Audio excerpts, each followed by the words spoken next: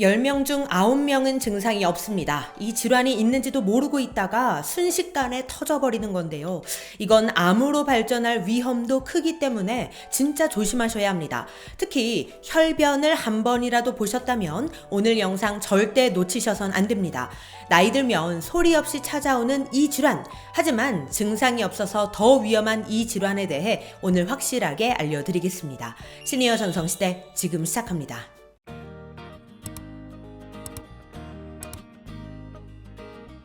안녕하세요. 시니어를 위한 꼭 필요한 정보 시니어 전성시대입니다.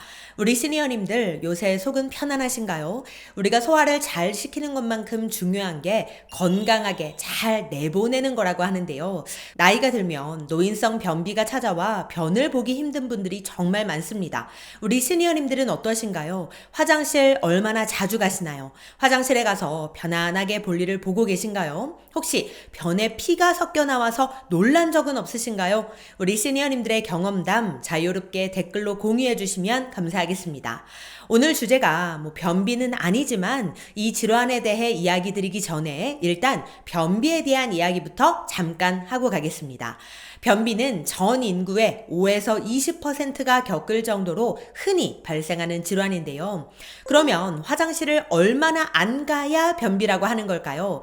배변 횟수가 보통 일주일에 3회 미만이면 변비라고 하는데요. 특히 똥을 누를 때 힘이 많이 들어간다거나 변이 매우 딱딱하게 나온다거나 변을 봤는데도 잔변감이 들 때 우리가 변비라고 이야기를 합니다.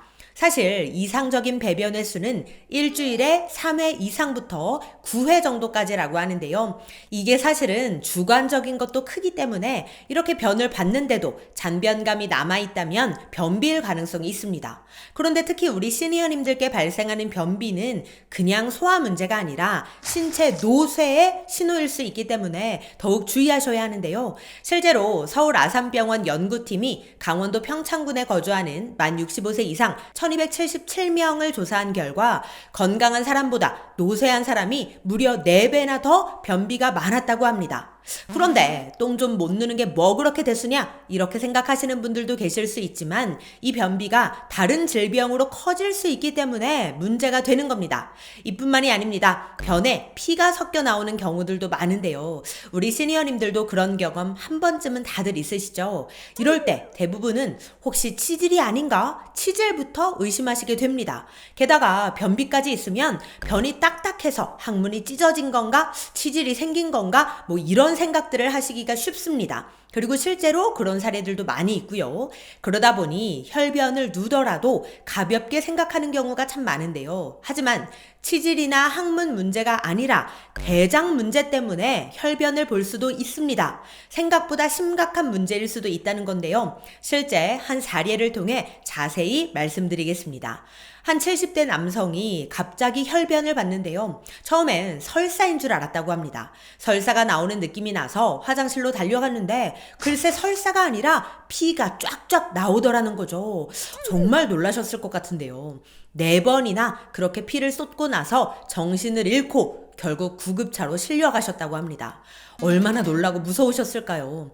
병원에서 진단한 결과 대장에 있던 개실이 터져서 장에서 출혈이 일어났고 충격적이게도 이 피가 멎지 않아서 결국 장의 일부를 잘라내야만 했다고 합니다. 이렇게 무서운 상황까지 갈 수 있는 게 바로 대장 개실염인데요. 대장 내시경을 받아보신 분들 중에는 대장에 개실이 생겼다는 이야기를 들은 분들도 많으실 겁니다. 실제로 서울대병원이 대장 내시경 검진을 받은 7,900여 명을 조사를 했는데 이 중 무려 16.7%의 사람들에게서 개실이 발견됐다고 합니다. 그렇다면 도대체 이 개실이란 게 무엇이냐? 개실은 몸속 장의 벽 일부가 약해져서 주머니 모양으로 튀어나온 것을 의미하는데요. 특히 대장에서 많이 발생합니다. 개실은 기름진 식생활, 비만, 장내 이로운 미생물의 불균형 등이 원인인데요. 그런데 문제는 증상이 없다는 겁니다. 개실은 염증, 출혈, 천공 같은 합병증을 일으킬 수 있습니다. 그럼에도 불구하고 10명 중에 9명은 증상이 없다는 게 이게 진짜 무서운 건데요. 우리 시니어님들 중에서도 대장 내시경 결과 개실이라고 진단받은 분들도 많으시죠? 그럴 때 보통 의사들이 심각하게 이야기하지 않습니다. 왜냐하면 무증상 개실은 건강에 지장이 없다고 알려져 있기 때문인데요. 그런데 꼭 그런 것만은 아니라고 합니다. 하버드 의대에서 개실 질환이 있는 7만 5천여 명을 평균 6년 동안 관찰을 했는데요. 그 결과가 충격적입니다.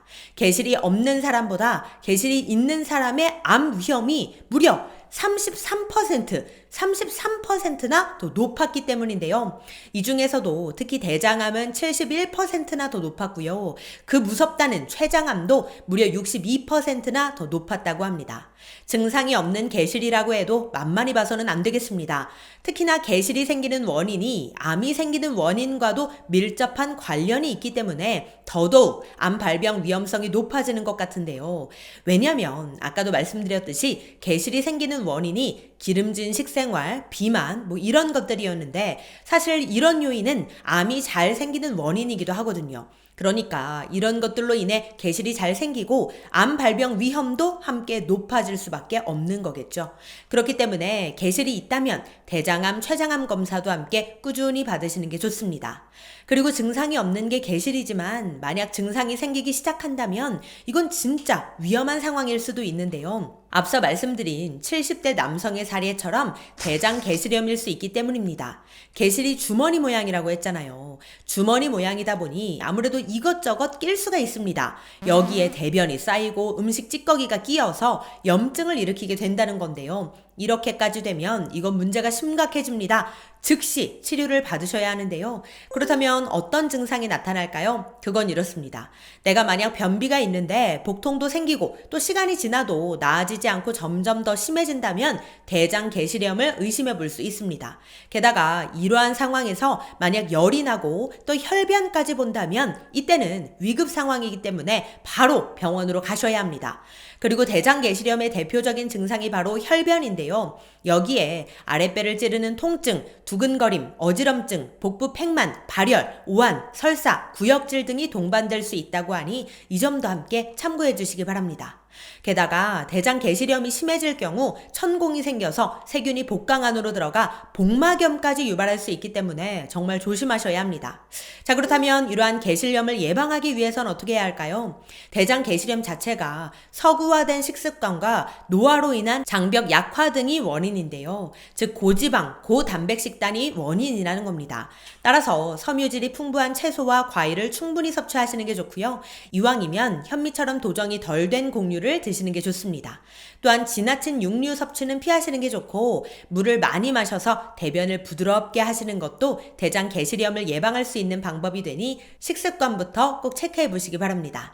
네, 오늘은 10명 중에 9명은 증상이 없다는 개실에 대한 정보 알려드렸는데요. 지금 당장은 무증상이라고 해도 암 발생 위험을 높일 수 있고 또 합병증을 유발할 수 있고 또 대장 개실염으로 발전할 위험성도 있으니 늘 식습관 관리를 잘 하셔서 건강하시기를 바라는 마음입니다. 그럼 오늘도 편안한 하루 보내세요. 감사합니다.